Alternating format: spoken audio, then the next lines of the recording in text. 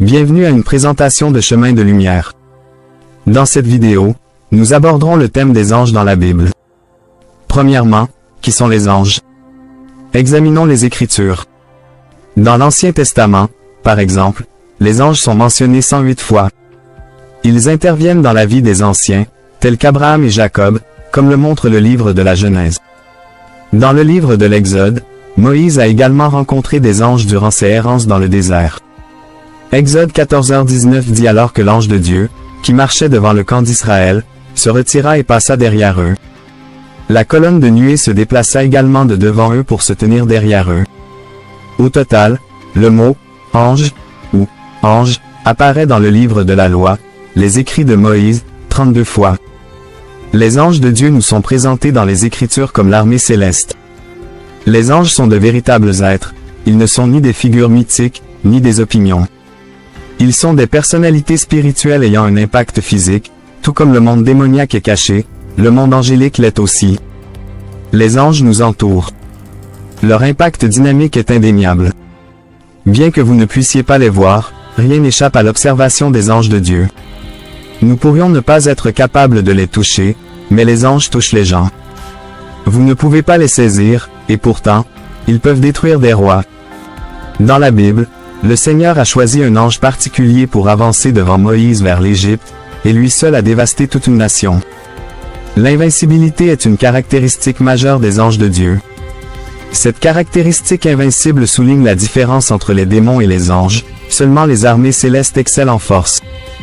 Le psaume 103/20 dit « Bénissez l'Éternel, vous ses anges, puissants en force, qui exécutez ses ordres, en obéissant à la voix de sa parole. » Il fut un temps où il y eut une guerre dans le ciel. Les armées célestes, dirigées par l'ange Michel, combattirent contre Satan et ses anges. Dieu a utilisé ses anges pour affronter l'armée déchue de Satan.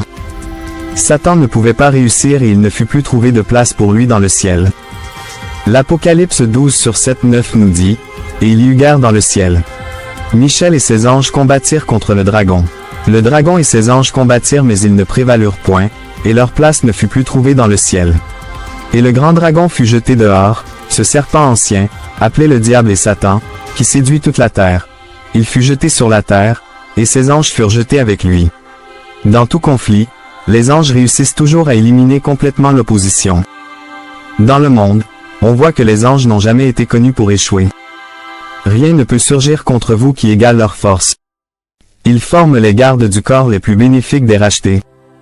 En plus d'exceller en force physique, les anges brillent également par leur intelligence. La veuve de Tekoa, en dépeignant la sagesse du roi David, le compare à celle des anges, mais mon Seigneur est sage selon la sagesse de l'ange de Dieu pour connaître tout ce qui est sur la terre. Dans cette seconde partie, nous discutons des catégories d'anges, de leur nom et de leur rang. Les anges sont de différents rangs. Notre Seigneur a même utilisé un terme militaire en lien avec les anges au moment où Jésus allait être capturé dans le jardin. Pierre prit une épée et tenta de protéger Jésus, celui qu'il avait appris à aimer. Jésus dit dans Matthieu 26/53, « Penses-tu que je ne puisse pas invoquer mon Père, qui me mettrait aussitôt à disposition plus de 12 légions d'anges? » Le mot légion était une désignation militaire romaine se référant à environ 6000 soldats. En général, le groupe le plus large d'anges est ce que nous pourrions appeler les anges ordinaires. La plupart du temps, quand les anges sont mentionnés dans la Bible, ce sont ces anges non identifiés qui sont évoqués. Parler d'anges ordinaires semble contradictoire, cependant, car comment ces êtres extraordinaires créés pourraient-ils être considérés comme quelque chose de routinier? Pourtant, dans un sens, cette appellation est appropriée lorsque nous les comparons aux plusieurs classes ou ordres uniques d'anges que la Bible mentionne. Les chérubins sont le premier ordre angélique à apparaître dans les Écritures. Ils apparaissent juste après la chute d'Adam et Ève. La Genèse 3 nous raconte les événements dans le Jardin d'Éden. Il aurait été possible pour Adam et Ève de tendre la main et de prendre également de l'arbre de vie, et de vivre éternellement après avoir violé le commandement de Dieu de ne pas manger de l'arbre de la connaissance du bien et du mal.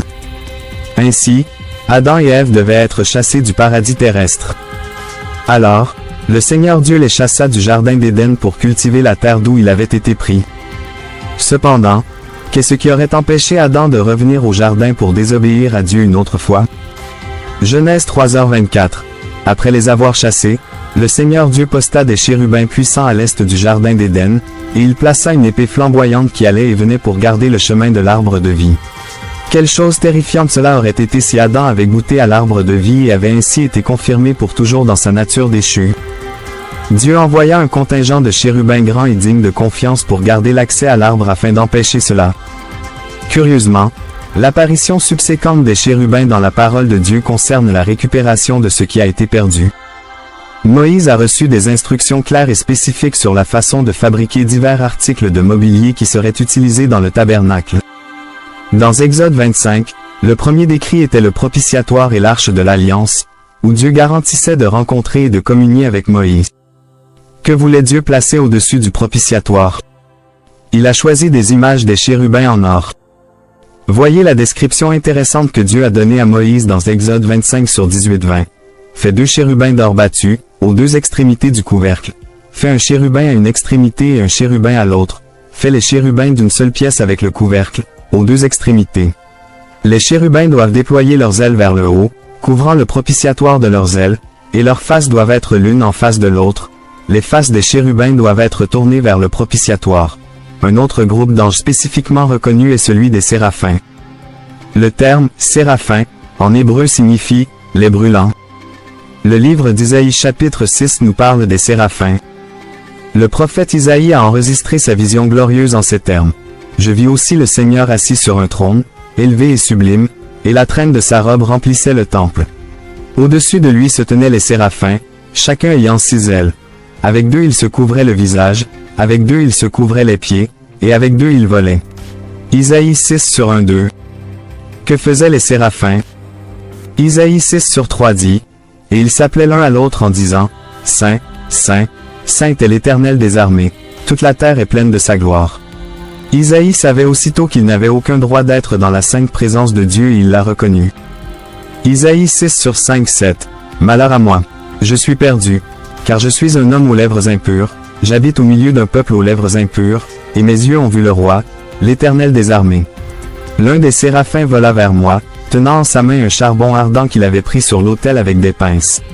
Avec cela il toucha ma bouche et dit, « Voici, cela a touché tes lèvres, ton iniquité est ôtée et ton péché est expié. » Dans la version King James, un 3e groupe particulier d'anges est appelé les 4 bêtes. Cependant, une autre traduction serait les 4 créatures vivantes. Tout comme les séraphins, elles possèdent 6 ailes et les 4 créatures vivantes, chacune ayant 6 ailes, sont pleines d'yeux tout autour et à l'intérieur, et jour et nuit elles ne cessent de dire, « Saint, Saint, Saint est le Seigneur Dieu Tout-Puissant, qui était, qui est, et qui vient. » Dans Apocalypse 5, 7 et 19, les créatures vivantes sont représentées dans une attitude d'adoration et de louange, bien que dans Apocalypse 15, les créatures vivantes participent à la répartition de la colère de Dieu sur les gens impénitents. Michel, un autre rang angélique, est l'archange. Cette position est occupée par un seul ange dans les registres scripturaires. Le mot « arc » signifie « chef », donc cet ange est le plus éminent de tous les anges saints. Le nom de l'archange est Michel, ce qui signifie « qui est comme Dieu ». Chaque fois que vous entendez ce nom, vous entendez une question. Qui est comme Dieu? Souvent dans les Écritures, comme nous le verrons, les hommes qui ont reçu des visites angéliques voulaient adorer la création plutôt que le Créateur. Ainsi, quelle merveille et quelle grandeur que le nom de Michel, l'archange, nous invite à diriger notre attention vers Dieu Tout-Puissant. Le prophète Daniel nous présente Michel. Daniel priait et Dieu avait envoyé une réponse par la main d'un messager qui a été entravé dans son voyage jusqu'à ce qu'il témoigne. Daniel 10h13 dit, « Mais le prince du royaume de Perse s'est tenu contre moi 1 et 20 jours. Mais voici, Michel, l'un des premiers princes, est venu à mon aide, et je suis resté là avec les rois de Perse. » Michel a donc dû combattre pour le libre passage de la parole de Dieu. Chaque fois que nous le voyons, il est en relation avec une sorte de lutte spirituelle. Dans son rôle de combattant, Michel a une mission spéciale envers Israël. Dans Daniel 10h21 et 12 sur 1, il est dit qu'il est le prince de cette nation. Lorsque nous lisons l'histoire ancienne et moderne, je crois que nous voyons la main de Michel défendre Israël. Comme vous le savez, cette petite nation a mené 4 guerres contre ses voisins depuis qu'elle a acquis son indépendance en 1948. Dans le livre de Jude, le 9e verset nomme spécifiquement Michel comme un archange et raconte sa bataille avec Lucifer au sujet du corps de Moïse. Avec l'aide du Seigneur, Michel a gagné. Michel est le principal héros de Dieu. Gabriel, un autre ange dont le nom est clairement donné dans les Écritures, en dehors de Lucifer, est Gabriel. Gabriel signifie « fort de Dieu ». Gabriel est à la hauteur de son nom, car il fait en effet des choses puissantes. Gabriel sert Dieu davantage comme un messager dans plusieurs instances. Par exemple, après l'une des visions de Daniel, le prophète s'interrogeait sur sa signification. Soudain, il se tint devant moi comme l'apparence d'un homme. Daniel 8h15-16 dit, « Tandis que moi, Daniel, je regardais la vision et cherchais à comprendre, voici, devant moi se tenait quelqu'un ayant l'aspect d'un homme, et j'entendis la voix d'un homme au milieu de l'Oulaï, qui appelait Gabriel et lui disait, « Explique à cet homme la signification de la vision. » Dans l'Ancien Testament, nous voyons le ministère de Gabriel en relation avec le royaume. Dans le Nouveau Testament, il est concerné par le roi. Lors de la première occurrence, Zacharie officiait devant le Seigneur dans le temple. Soudain, Luc 1h11 dit, « Alors un ange du Seigneur apparut à Zacharie, se tenant à droite de l'autel des parfums. » Gabriel s'identifie alors à Zacharie. Luc 1h19 dit, « L'ange lui dit, « Je suis Gabriel, je me tiens en présence de Dieu, et j'ai été envoyé pour te parler et t'annoncer cette bonne nouvelle. » Cette bonne nouvelle concernait la naissance prochaine de Jean le Baptiste, qui serait le précurseur du Seigneur Jésus. C'est le même Gabriel que Dieu envoya à la ville de Nazareth. Luc 1h27 dit, « À une vierge fiancée à un homme de la maison de David, nommé Joseph. » Le nom de la vierge était Marie. Quel grand message Gabriel avait à donner à cette jeune femme. Luc 1h31-32 dit, « Voici, tu concevras et enfanteras un fils, et tu lui donneras le nom de Jésus. Il sera grand et sera appelé fils du Très-Haut, et le Seigneur Dieu lui donnera le trône de David, son père. » Gabriel est donc celui qui a porté le message de Dieu concernant le royaume à venir et le roi. Dieu a confié à cet ange particulier cette énorme responsabilité et confiance. Lucifer, nous découvrons le nom original de l'ange Satan dans Ésaïe 14h12. Cette ligne ne le nomme pas seulement, mais nous dit aussi quelque chose d'essentiel à son sujet. Te voilà tombé du ciel, astre brillant, fils de l'aurore. Tu es abattu à terre, toi qui terrassais les nations. À cause de sa propre fierté et de la promotion de lui-même, il a perdu sa place élevée dans le ciel. Lucifer est descendu de la grâce divine du Père. Alors, où opère-t-il à présent? Il est ici, sur terre. À 2 reprises, notre Seigneur décrit Lucifer comme le prince de ce monde. Jean 12h31 dit, « Maintenant a lieu le jugement de ce monde, maintenant le prince de ce monde sera jeté dehors. » Cette terre sur laquelle nous vivons est sous son autorité. Alors que les anges Gabriel et Michel ont chacun un seul nom autant que nous le sachions, Lucifer possède de nombreux noms qui indiquent des aspects de son caractère maléfique. Beaucoup de gens connaissent 2 de ces autres noms, le diable et Satan. Jésus l'a aussi appelé le malin. Jean 17h15 dit, « Je ne te demande pas de les retirer du monde, mais de les garder du malin. » Le livre de l'Apocalypse lui attribue un certain nombre de noms, y compris le grand dragon, l'ancien serpent, le destructeur, l'accusateur et le trompeur. Les saints et les veilleurs sont plusieurs catégories mineures d'anges mentionnées dans la Bible, telles que les saints et les veilleurs. Le roi babylonien Nebuchadnezzar déclare dans Daniel 4h13, « J'ai vu dans les visions de mon esprit un veilleur, un saint descendant du ciel. » Daniel 4h17 dit, « Cet arrêt est par le décret des veilleurs, et la demande par la parole des saints, afin que les vivants sachent que le Très-Haut domine sur le royaume des hommes, qu'il le donne à qui il veut et qu'il y établit le plus humble des hommes. » Daniel 4h23 dit, « Et toi, ô roi, tu as vu un veilleur, un saint descendant du ciel qui disait, « Abat l'arbre et détruis-le, mais laisse en terre le tronc et les racines, avec un lien de fer et de bronze, dans l'herbe des champs, et qu'il soit trempé de la rosée du ciel, et qu'il broute avec les bêtes des champs, jusqu'à ce que 7 temps passe sur lui. » Ces veilleurs et ces saints pourraient-ils encore être à l'œuvre aujourd'hui?